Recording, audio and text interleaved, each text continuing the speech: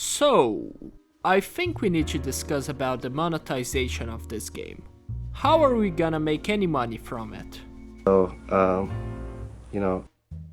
Mr. Darkholm, that idea for $300 won't really work.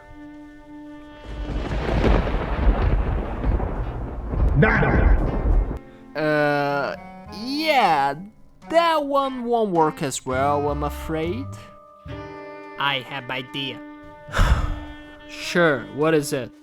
This game needs egg. We should make system that player play, player gets egg. Simple, egg. Wait, this is actually a good idea.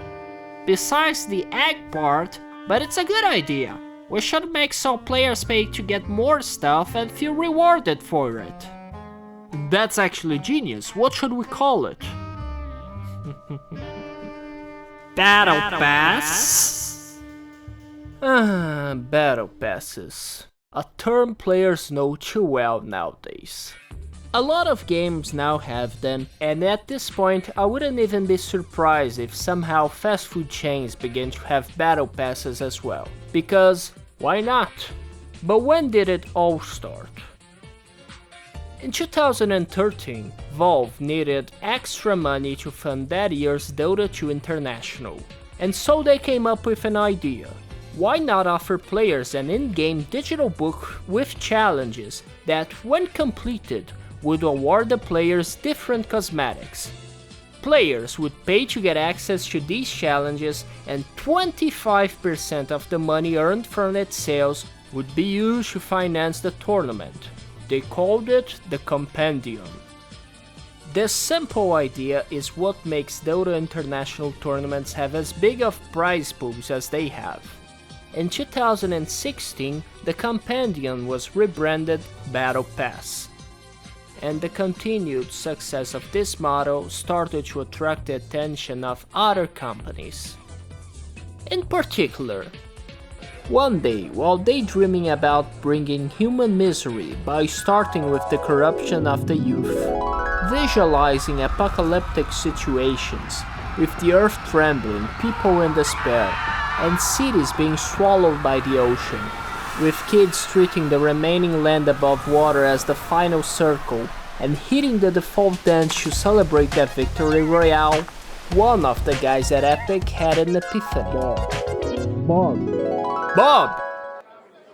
You were going to tell me about your plan for our game. Did you forget about it?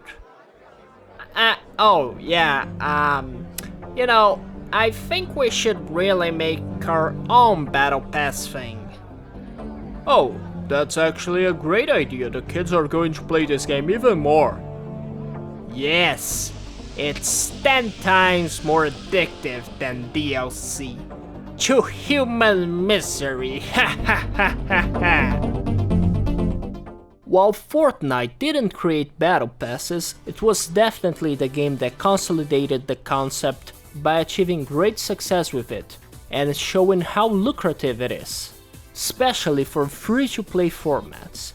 Soon, many games would follow its footsteps, to the point that now it's actually harder to find a game that doesn't have a battle pass.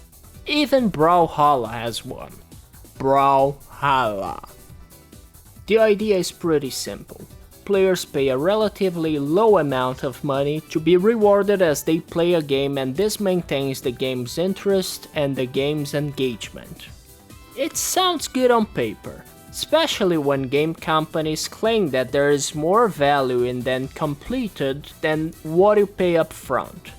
But they end up being either underwhelming or always the same thing, with little to no actual reward, and lazily put together rewards that are barely worth the money.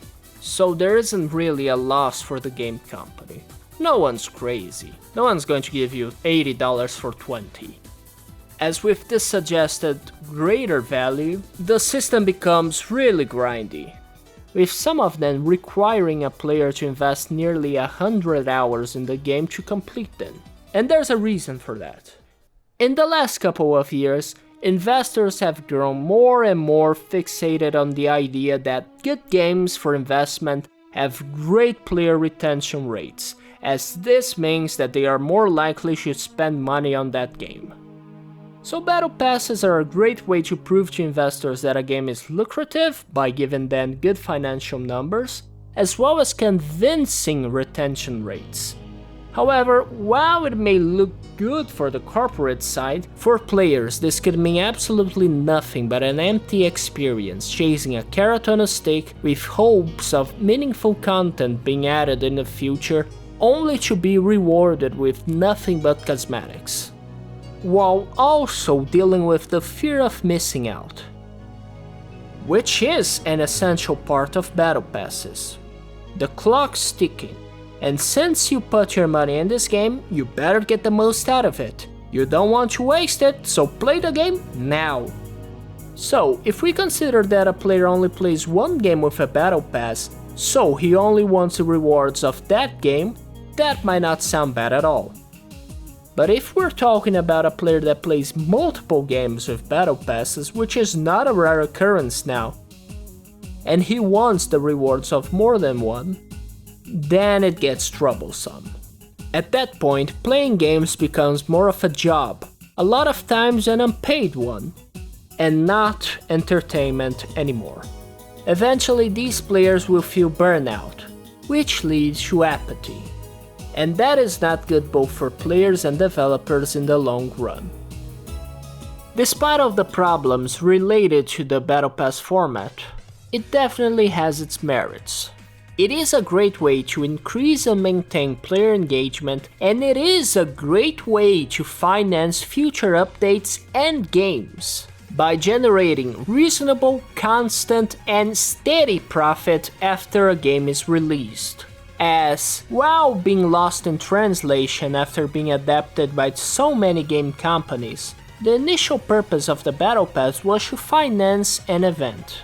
So taking advantage of it to help keep a company afloat is a no-brainer, and making that intent clear to players might be a lot more helpful than it might actually sound at first. Giving players a reason to spend their money and time goes a long way. Also, the quality of rewards might be more interesting than just the sheer quantity. Shorter battle passes with better rewards are most likely to be more enticing to players rather than long battle passes with very small rewards. And while it is understandable that time is money, maybe it's a better idea to let players unlock things a lot quicker and not grind 100 hours for really trivial rewards, as the rewards should feel seemingly effortless to get, and not a strange obligation that players have to fulfill before time runs out. And so players will spend naturally more hours playing the game because they enjoy it, rather than being manipulated to play more to get more out of their money. An example of a battle pass that actually ticks all these marks, despite the fact that in this case it is actually not for monetization purposes, at least for now, is the one in World of Warcraft that was introduced in the Dragonflight expansion. Despite being a free example, the ideas of it can definitely be adapted to a monetized system. It is a pass that refreshes monthly, and for that reason it actually is really simple to complete. Players are given a plethora of challenges to complete to progress it. So anyone can complete the challenges that progress the track by playing however they feel like. After completing the track, there's a guaranteed unique monthly reward, as well as a bunch of points that players can trade in a shop to get whatever they want out of the monthly selection, which are supposed to eventually rotate back into the shop. By having challenges that progress the track rather than raw playtime. This means that while yes, players can just play the game, not care about the track and complete it anyway, it also means that those who want to speedrun through it have the option, by checking which ones are the easiest ones to complete and doing them. So they have the freedom to either keep playing for a good chunk of time and complete it, or just play for around 4 hours and complete everything.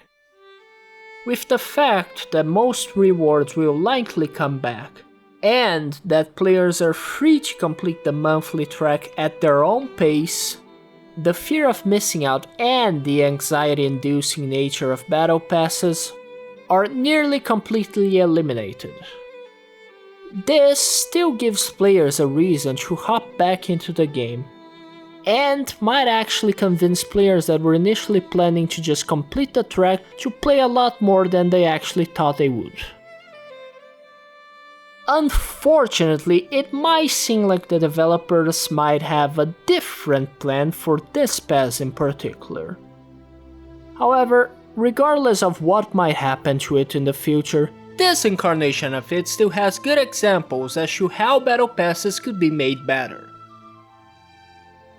While it might be easier to see the negatives regarding the battle pass format, especially with how many are out there now and the predatory practices that many companies might take, I don't believe that the idea itself is the problem, but rather its execution. It might be an idealistic point of view, but there could be definitely a middle ground somewhere, at a point where the practice is still lucrative while not being so anti-customer. Thank you for watching, and I'll see you in the next one.